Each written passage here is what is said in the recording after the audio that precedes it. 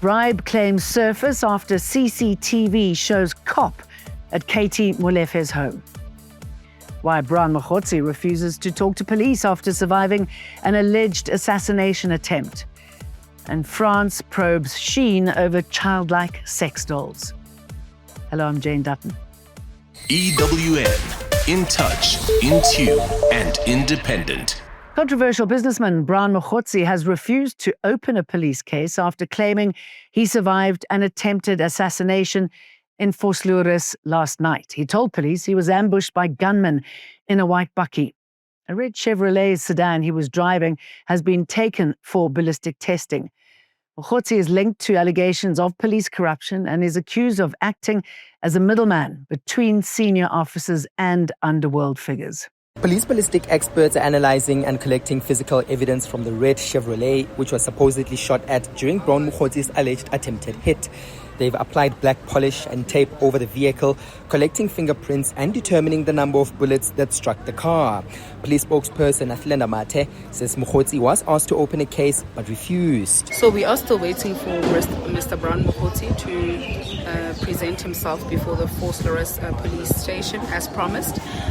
We are told that he refused to open a case last night, citing fears for his life. Police ended up opening an attempted murder case after Mogotsi refused to do so himself.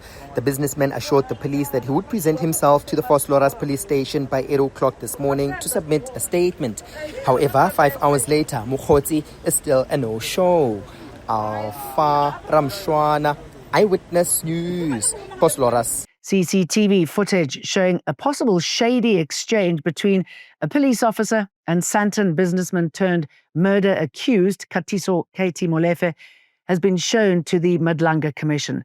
The officer has been identified as Sergeant Effie Nkosi from Gauteng's Organised Crime Unit, who allegedly reported to suspended Deputy Police Commissioner Shadrach Sibir. Nkosi was previously named as a middleman in cash dealings between tender tycoon Vusimuzi Kat Matlala and Sibir, with witnesses claiming Sibir received more than 3.5 million in cash through Nkosi. On November 27th last year, shortly after 4 p.m., Sergeant F.E. Nkosi is seen arriving at the luxury Sandhurst home of murder-accused Katiso Katie Molefe. 9 minutes later, Nkosi is seen being escorted by Molefe back to his state vehicle, a white BMW, while carrying a large white paper bag. Whatever's contained in the bag doesn't seem to be weighing Nkosi down. Testifying before the Madlanga Commission of Inquiry, Crime Intelligence boss Dumisani Khumalo alludes to the contents of the bag possibly being bribe money. The picture is like he just came in to collect something that was already packed and waiting for pickup. 10 days after Nkosi's visit to Molefe's home, Molefe was arrested by members of GCI Ops and the Political Killings Task Team in a takedown operation that was riddled with interference by the Hawks. Oren Singh, Eyewitness News. A man convicted of the murder of 19-year-old Stellenbosch University student Jesse Mitchell has been sentenced to life imprisonment. 20-year-old Rudolf Hufka was found guilty after he entered into a plea and sentencing agreement with the state. He confessed to Mitchell's murder and robbery with aggravating circumstances on the 16th of October last year, and the robbery with aggravating circumstances of another victim, Siko Matimba, also in Stellenbosch. The court heard the offences were committed with malice and forethought, and the accused preyed on victims he regarded as weak, vulnerable and blindsided. The Stellenbosch Regional Court has sentenced Rudolf Hufka to life imprisonment and 30 years direct imprisonment and declared him unfit to possess a firearm. Western Cape Director of Public Prosecutions, Advocate Nicolette Bell, applauded the prosecution and investigation team for the sterling work they did, which forced the accused to plead guilty due to the inescapable and mounting evidence against him. A 23-year-old man has been arrested in connection with a deadly drive-by shooting that left 6 people dead in Reiger Park. Gauteng's anti-gang unit nabbed the suspect last night following an intense manhunt since the weekend attack. Police say he's expected to appear in the Boksburg Magistrates Court tomorrow while investigations into possible accomplices continue. Parliament's Public Accounts Committee is probing the Road Accident Fund over allegations of financial mismanagement and obstruction of victim claims. The RAF's debt is now estimated at around 500 billion rand. Legal advisor Gert Nel says the fund changed its accounting model overnight to hide billions in liabilities and delay payments to victims. He said they reduced their liabilities on paper from 340 billion to 30 billion overnight simply by changing their structure. The RAF keeps claims in limbo for years, ignoring victims as if they don't exist. The High Court in Johannesburg found Operation Dudula's conduct at public health facilities unlawful.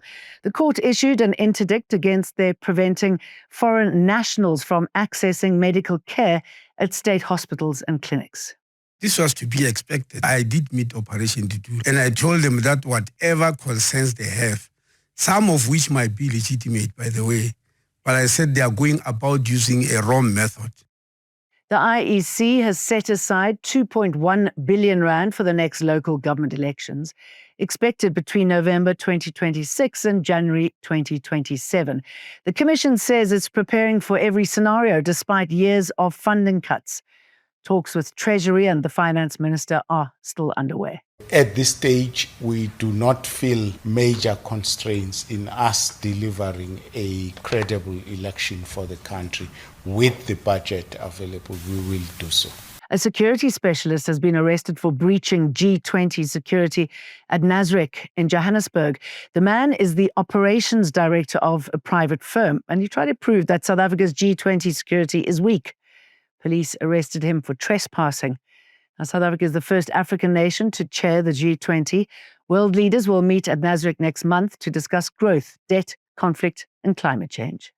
The law enforcement agencies are more than ready to ensure the security of all delegates to the G20 Leaders Summit. Asian e-commerce giant Shein says it'll fully cooperate with French authorities after prosecutors opened an investigation into the sale of childlike sex dolls on its platform. The probe also targets AliExpress, Temu, and Wish for allegedly distributing pornographic or violent material accessible to minors. Shein has since imposed a total ban on sex doll products and removed all listings, calling the incident serious and unacceptable. Former US President Dick Cheney has died at the age of 84, a dominant and often divisive figure in American politics. Cheney served under President George W. Bush from 2001 to 2009. He was key in shaping national security and foreign policy decisions after the 9/11 attacks. He was known for his strong advocacy of the Iraq War and expansion of executive power.